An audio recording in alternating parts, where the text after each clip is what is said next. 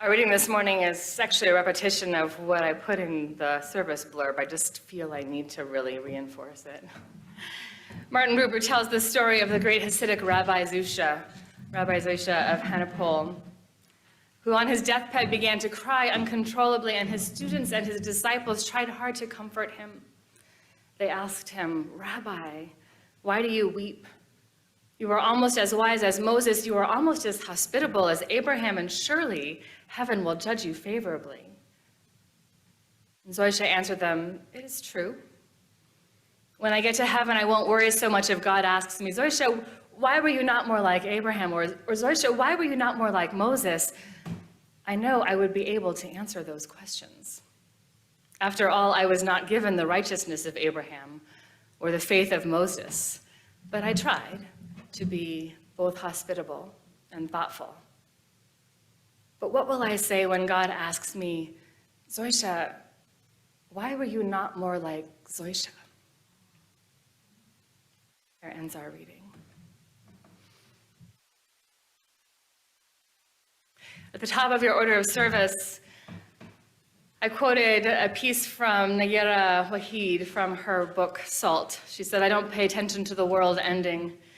It has ended for me many times and began again in the morning." The world ended for me this week in several different and unrelated ways.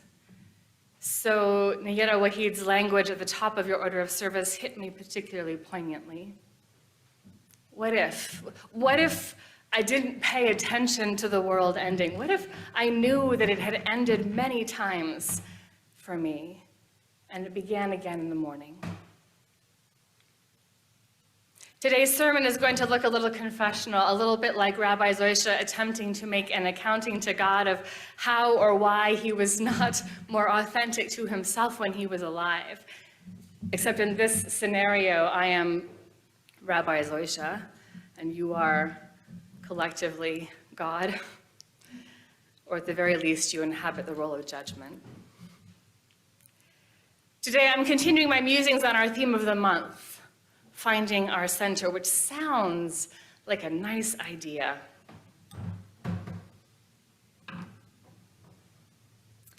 But so beautiful in its simplicity, the spinning of a top, a single access point around which the laws of physics allow the magic of rotation to occur. Except when we, as a collective of individuals, undertake to find our center, we might notice that it creates multiple access points. Someone else's center is sitting in a different place than ours, then how do we find a rotational point when we're necessarily off community center because someone has the wrong perspectives? Wrong perspectives, of course. Maybe you think climate crisis is the most important thing. You are wrong. And maybe you think racial justice is the most important thing, and of course you're wrong. And you think that offering tea and hospitality to everyone is the most important thing, and wrong, wrong, wrong. Somebody thinks that you're wrong because it's not their center. We're all wrong. And judgment plays into it, and judgment is loud even when it's not spoken. Think of all the things that can distract us in church: the scent of someone's soap, or the scent of them not having showered, or everyone else having the wrong ideas. Someone saying the word God too much, or that super distracting throat-clearing tick, or the person unwrapping the lozenge to hand to the throat tick person, or the person who didn't turn off their cell phone. And how are we supposed to ignore these distractions to set them down 3 hours ago, rather than carry them forward into community together? I'm guessing that there are people who are here today who are nervous. Nervous about whether this is how they want to be spending their time.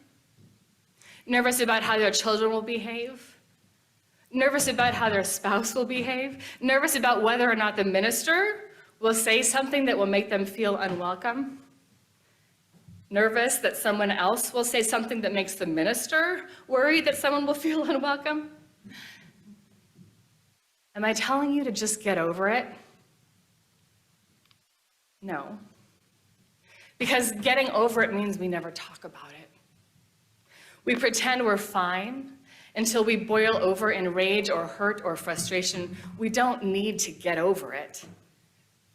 We need to learn how to address all of our fears and our frustrations in productive and powerful and community-building and life-affirming ways.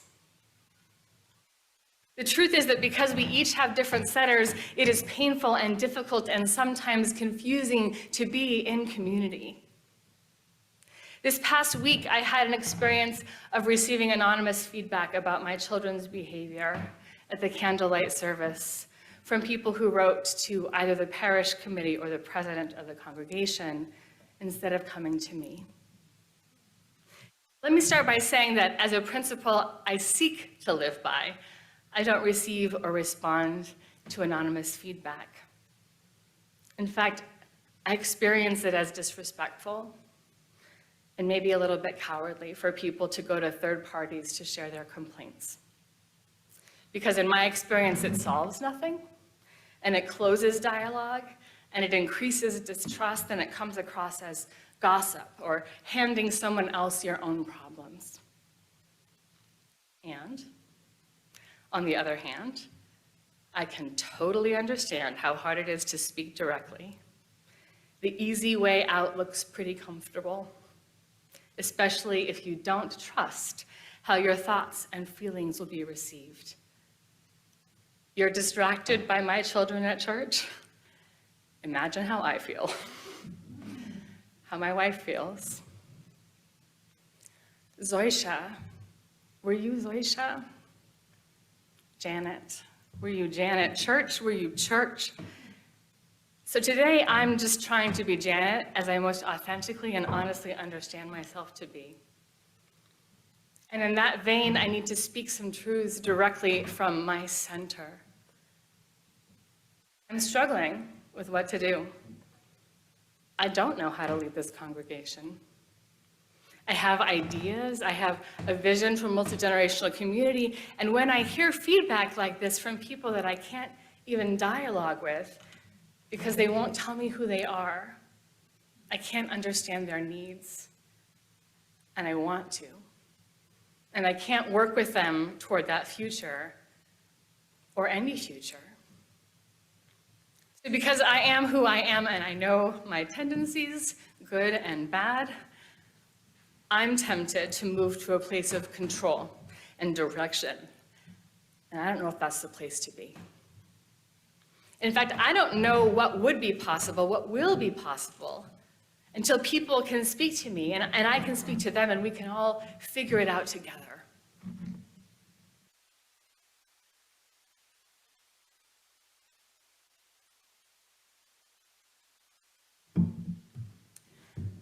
My brother, when he came to visit for Christmas, brought this virtual reality headset with him. And one component of that is many of the games seem to have this way in which you're asked to move your body to like fit a pose to get through a wall that's coming at you. Like there's this wall coming at you and you're supposed to do this and like get through the wall or this or whatever, holding on to these controllers and trying not to hit the wall. And blocking out the realities of the space that you're actually standing in. And I feel like that's maybe what I thought I was supposed to be doing this week, as things representing walls came at me. Okay, hit this pose, have I gotten through that wall? Rather than choosing not to confront or contort myself, but instead asking, what is this wall about anyway? Am I racking up enough points in a game that I don't care about if I hit or do or say everything just right? When we approach the world as honest and vulnerable people who seek to understand ourselves and our impacts on those around us, we are not staking a claim to perfection or radical individualism. I think what we're supposed to be doing here is offering the world ourselves. I offer you me. Not my reaction or my manipulation or what happens when I hit this pose or that pose in some quest for interpersonal perfection, whatever will get me through that wall and make everyone around me happy. What I offer you is me and in my family, and my thoughts, and my understandings, and my efforts to figure it out rather than to fix it. Which is to say, what I offer is an invitation for you and me and for all of us to grow. So I'm thinking back on all the things I did in response to the situation during the week. On Wednesday, I spent a fair amount of time online looking up toddler busy bags. Oh, I thought, I know how to fix this. Like, I was going to take it on and solve this problem. I just need to get something for the kids to do in the back of the church. I'll ask for money from the parish committee, and I'll get high-interest, low-noise toys that stay novel and new, and we'll throw them in bags, and the children will stay quiet in this small space, and everyone will be happy. That's it. Problem solved. So seductive. I even sent a message to someone asking for their help in getting this done, to which they responded with enthusiasm. Thank you, friend. But then the world ended, and the bad news kept coming, and I was forced to spend time reflecting on what matters, what really matters in a life, what ministry really is, and why I thought I was supposed to fix everything, fix anything. Because one principle that I hold close to heart, that I picked up as a teacher, but that I carry with me today, is that I do not believe that I can change other people. I believe that I can offer the questions and the conditions under which change is possible, but I cannot make them change, which is ironic. Because while I hold that principle at my core, I fight daily against the seductive voices that come at me, suggesting that if I just did or found the right thing, the bolts would turn and the door would unlock and enlightenment would flow out like shining rays of divine wisdom from all of us. Here's another secret about my core beliefs that I have not shared with you yet. A lot of times I get the idea that people think a minister should be up here telling you things that are settled and true and established fact, that I should speak with authority. But I have no more idea than you do. I'm just the person who accepted the job of publicly figuring it out. So I will be up here figuring it out in public, and you all get the joy and judgment position of overhearing me figuring it out, to the extent that that is helpful to you figuring it out for yourselves. The reality is that all church-minister relationships carry within them challenges that are deeply uncomfortable. As I ask you to do uncomfortable things, speak your truth to the right audience, open dialogue, make yourselves vulnerable, I need to do the same. Two elements of my relationship with this congregation that challenge me to change in ways that are deeply uncomfortable to me are that I want to be in control. I am desperate to be in control. I want to assess the landscape within this congregation, decide what needs to happen, and do that. I want to look out from behind the authority of this pulpit and determine what's going wrong and fix it. And that's not ministry, at least as I've come to understand it. When I stand up here and speak, it is not from a place of enlightened arrival or wisdom. I stand before you as a fellow struggler on the journey. Remember, I'm the person who has been hired to work out my epiphanies and ahas and understandings in public. So one aspect of my discomfort in my relationship with you, church, is that I have to give up a lot of control. I am here to serve you at 50% of full time, and even within that 50%, I am not in control.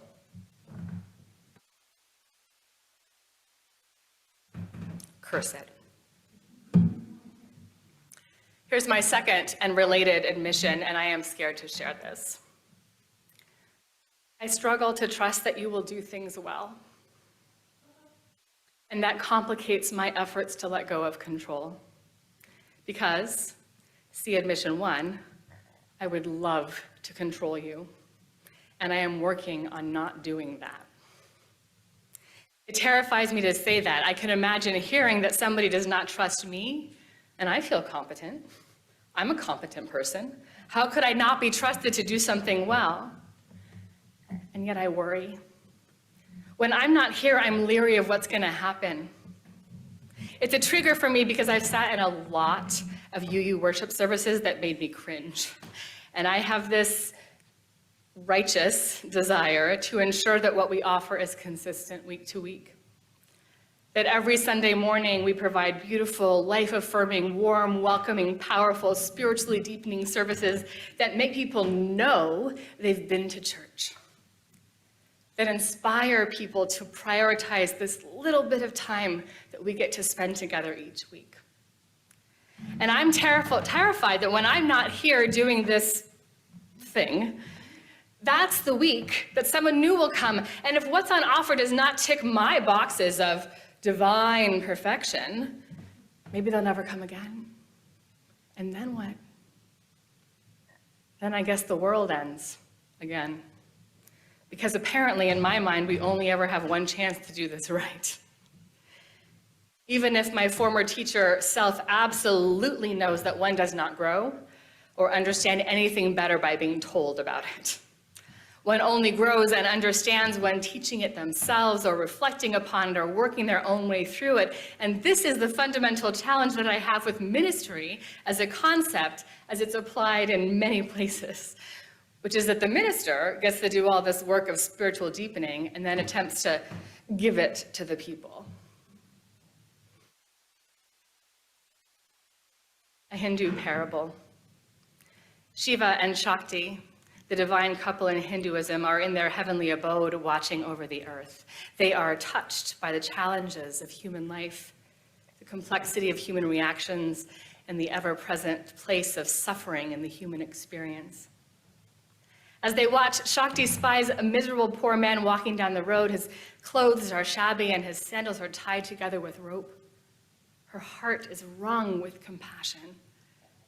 Touched by his goodness and his struggle, Shakti turns to her divine husband and begs him to give this man some gold. Shiva looks at the man for a long moment. "My dearest wife," he says, "I cannot do that." Shakti is astounded. What do you mean, husband? You're the Lord of the universe. Why can't you do this simple thing? "I cannot give this to him because he is not yet ready to receive it," Shiva replies. Shakti becomes angry. "Do you mean to say that you cannot drop a bag of gold in his path?" "Surely I can," Shiva replies, "but that's quite another thing." "Please, husband," says Shakti. And so Shiva drops a bag of gold in the man's path. The man, meanwhile, walks along thinking to himself, "I wonder if I will find dinner tonight, or shall I go hungry again?" Turning a bend in the road, he sees something in his path, in his way. "Aha!" he says, "Look there, a large rock. How fortunate that I have seen. I might have torn these poor sandals of mine even further." And carefully stepping over the bag of gold, he goes on his way. Sometimes I really, really miss my former church. That was part of my thinking over the past week. Nobody complained about my kids there. Nobody complained about any kids there, and they were noisy. I mean, it was a bigger space. There were also other kids. They were literally running laps around the sanctuary while I was preaching. It was very distracting. Nobody complained, at least not to me, so maybe leadership held that to themselves. Nobody ever complained, and so it was even worse. Because we also never got anywhere. We never solved any problems about how to do multi-generational anything. We never tried because we didn't let ourselves experience the provocation. So here, thank God, you are all talking about it, just in ways that aren't quite right. In ways that push the problem off onto other people to solve, or ask the minister to take it on herself or maybe her wife. So what I believe is that if we can figure out how to talk about it in ways that work, we have a shot. My sense of what happened this week when I was brought anonymous feedback about my family and their behavior in church was that this church system wanted me to respond to their anxiety with anxiety of my own. And when we encounter anxiety, as many of you know, we tend to do one of 3 or 4 things. I'll put this in I language. The system is expecting that I might freeze, back into a corner, experience shame and fault, and attempt to address what is clearly a systemic problem individually, while that shame and fault sits on my or my family's shoulders. I might fight, come out swinging, loudly proclaim my indignation and push the problem back on those awful people who dared to think the wrong things. I might flee. This is clearly not the church I signed up for, the job I signed up for, so I'm out of here. You can find me using my call to ministry down the street making coffee. The last one, less well known, is that I might fuse. And this is the scariest idea in this particular situation. I might fuse by allying myself with the change agents, in no small part because they're the ones who are making themselves known to me. And I might cut myself off from those who seem to hold a different position because I haven't been allowed to talk to them. They're hiding behind anonymity. None of this is productive. It's reactive, and it comes from anxiety on all sides, and it exacerbates tension and distrust. So instead of any of that, my role right now is to notice, to say to you all, here we are, in that messy community place, made up of messy people who come together in messy families and arrive at messy churches and do messy things that create friction or drama, or allow us to seek out the well-worn roles that we adopt when we encounter discomfort. We come by it all honestly because we're human, and humans are messy, and they create friction and drama, and they have learned how to deal with their anxiety in ways that are not always positive. In my final class at seminary, which was a weekend class, the president of the seminary was teaching the class, and on the last day, I'm about to graduate, I raised my hand and I said, I'm not sure I know what ministry is. And he looked at me with his eyebrows raised in mock horror, like, what have we accomplished here? But I still carry that question with me. I look at this role and I want to deconstruct it and understand it to get this sense of what it is that I'm supposed to be doing with this and this, which is impossible. Ministry is a wave on the sand. It's a stance and an outlook. It's how do I respond to any given situation with the tools and the parameters and the context laid out before me? How do I respond in a way that honors my authenticity and my honesty? How do any of us? Because we are all on the journey, my friends. My job is to look at the world in all its beauty and distress, its injustices and its bittersweetness, its sunsets and its birdsong and holding hands, and share how I'm trying to make sense of it. And my job is to point at that same world and ask you, where do you find your center in all that swirling muck? How can I help you make sense of it?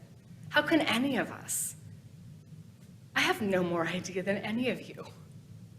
I'm just the person who has accepted the job of publicly figuring it out. So I will be figuring it out in public. And you get to be part of the joy and judgment as you overhear me trying to figure it out, to the extent that that might be helpful to you in figuring it out for yourselves. And what I hope is that you'll let me know how it's going, because I will be right here.